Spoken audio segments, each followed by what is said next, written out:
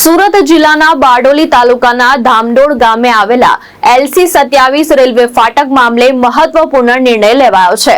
સમારકામ માટે બંધ કરાયેલા ફાટક લોક રજૂઆત બાદ ફરીથી વાહન વ્યવહાર માટે ખુલ્લું મૂકવામાં આવ્યું છે, જેના કારણે પરીક્ષાર્થી વિદ્યાર્થીઓને મોટી રાહત મળી છે।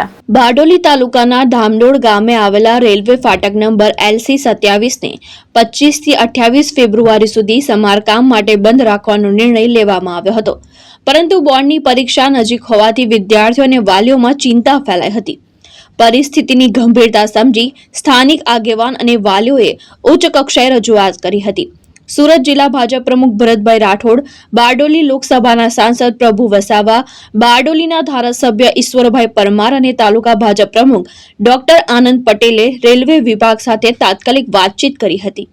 વ્યારા ખાતે ADE મનોજ સમક્ષ રજૂઆત કરવામાં આવી હતી કે પરીક્ષા સમયગાળા દરમિયાન ફાટક બંધ રહેવું યોગ્ય નથી।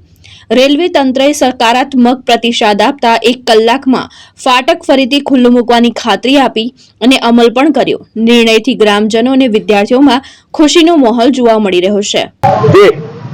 નમસ્કાર, આજ રોજ ધામરોડ મુકામે ધામરોડ ફાટક LC27 જે ફાટકના મરામત માટે તારીખ 25 ફેબ્રુઆરી થી 28 ફેબ્રુઆરી સુધી બંધ રહેવાનું જાહેરનામું પડ્યું હતું, પરંતુ બોર્ડની પરીક્ષાના કારણે સૌ વાલીઓની તથા પરીક્ષાર્થી વિદ્યાર્થીઓની રજૂઆત મારા તરફ પડતા શ્રી સુરત જિલ્લા યશસ્વી પ્રમુખ શ્રી ભરતભાઈ રાઠોડ સાહેબ તથા 23 બારડોલી લોકસભાના આપણા લોકપ્રિય સાંસદ સભ્ય શ્રી પ્રભુભાઈ વસાવા સાહેબ, બારડોલીના લોકપ્રિય ધારાસભ્ય શ્રી ઈશ્વરભાઈ પરમાર સાહેબના રજૂઆતથી આપણે વ્યારા ખાતે ADE સાહેબ મનોજજી ને રજૂઆત કરી તાત્કાલિક ધોરણે ફાટકને ખુલ્લું કરવા માટે, જે અત્યારે હાલના તબક્કે 1 કલાકની અંદર ફાટક ચાલુ થઈ જશે અને બોર્ડના પરીક્ષાના વિદ્યાર્થીઓને